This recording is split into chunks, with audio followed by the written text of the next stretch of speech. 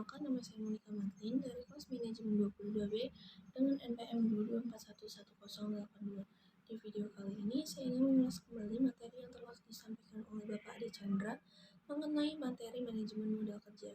Di sini saya ingin menjelaskan apa itu materi manajemen modal kerja.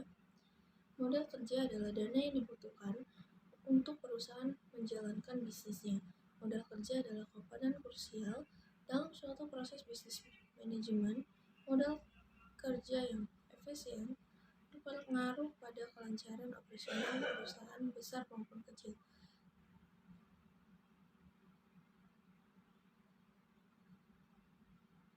Teks paragrafnya. Di samping itu, modal kerja juga menjadi salah satu indikator kesehatan suatu bisnis, sehingga menjadi pertimbangan investor juga dalam menanamkan modalnya.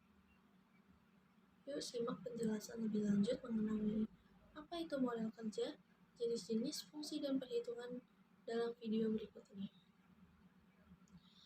Apa itu modal kerja? Modal kerja adalah atau yang sering disebut juga dengan working capital adalah investasi jangka pendek dari suatu perusahaan. Misalnya kas, saham yang dijual, persediaan, dan piutang. Nantinya modal digunakan oleh perusahaan untuk memenuhi kebutuhan serta membiayai proses operasional bisnis. Menurut seorang ahli, Junior, modal kerja adalah aktiva lancar atau harta pada neraca perusahaan.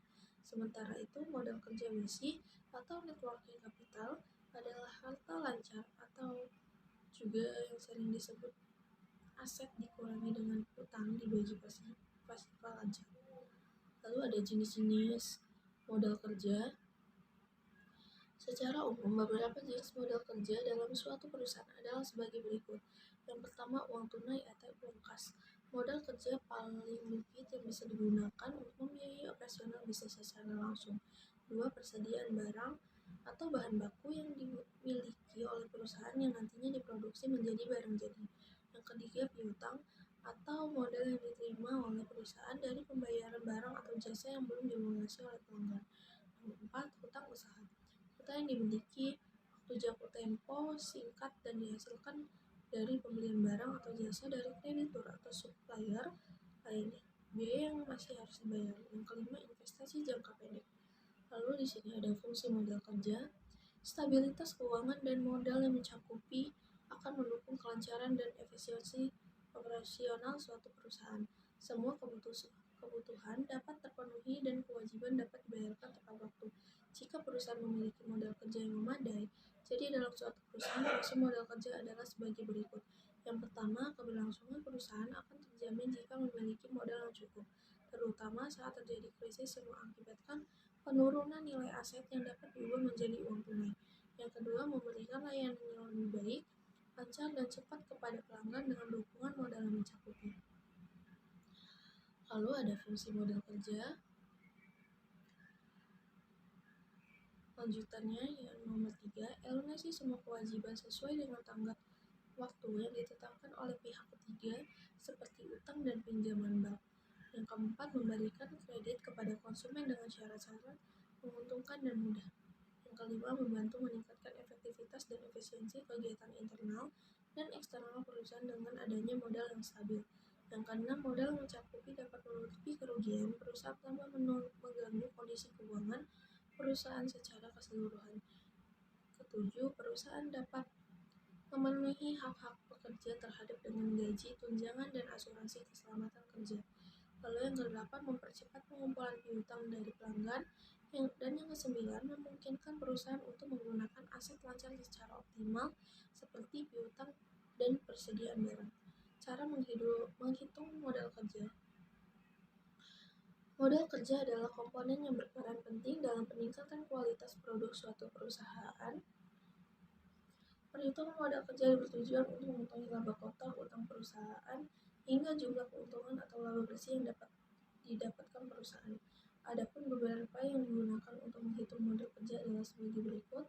Cara menghitung modal kerja. Yang pertama, perhitungan modal kerja kotor atau gross working capital.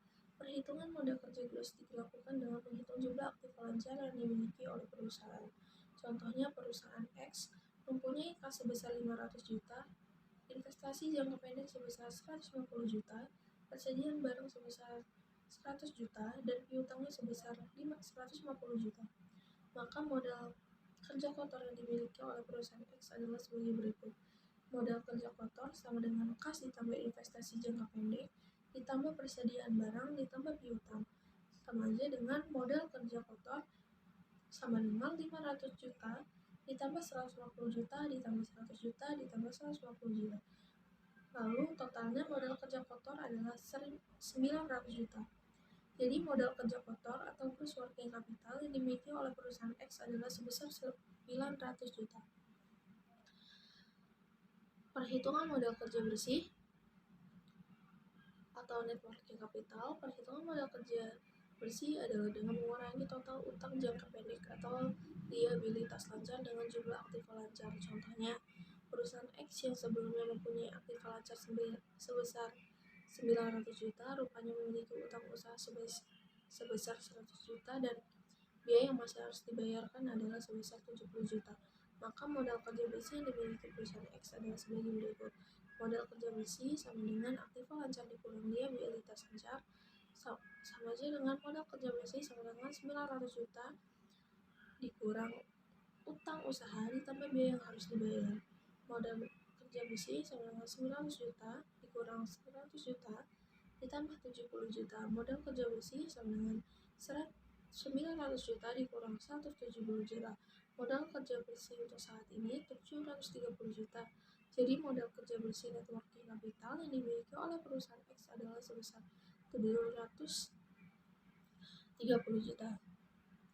Itu dia penjelasan mengenai pengertian modal kerja dan bagaimana cara menghitungnya.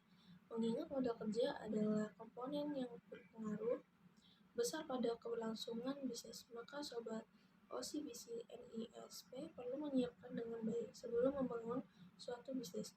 Manajemen modal kerja adalah praktik yang penting dalam pengelolaan keuangan perusahaan. Tujuan utamanya adalah memastikan ketersediaan dana yang cukup untuk menjalankan operasi sehari-hari dan meminimalkan risiko kekurangan modal. Beberapa poin kunci dalam manajemen modal kerja melibatkan manajemen persediaan utang dan utang secara efisiensi. Dengan manajemen modal kerja yang baik, perusahaan dapat meningkatkan likuiditasnya dan mengoptimalkan pengusahaan maupun daya finansialnya.